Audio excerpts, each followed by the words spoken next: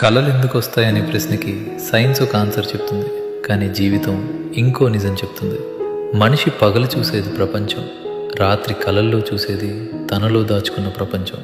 రోజంతా మనం చాలానే సప్రెస్ చేస్తాం. కొన్ని మాటలు చెప్పం, కొన్ని బాధలు బయటపెట్టాం, కొన్ని కోరికలు వదిలేసామనుకుంటాం, కొన్ని మనుషుల్ని మర్చిపోయామనుకుంటాం. కానీ మైండ్కి మర్చిపోవడం అంత ఈజీ కాదు.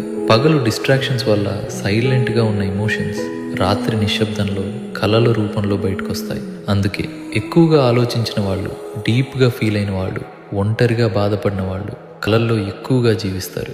సైకాలజీలో ఒక ఇంటెన్స్ ట్విస్ట్ ఏంటంటే, మనిషి సబ్కాన్షియస్ మైండ్ రియాలిటీలో కంప్లీట్ కాని ఎమోషన్స్ని డ్రీమ్స్లో కంప్లీట్ చేయడానికి ట్రై చేస్తుంది. అందుకే దూరమైన వాళ్ళు కళల్లో మళ్ళీ వస్తారు. జరిగిపోని కాన్వర్జేషన్స్ అక్కడ జరుగుతాయి.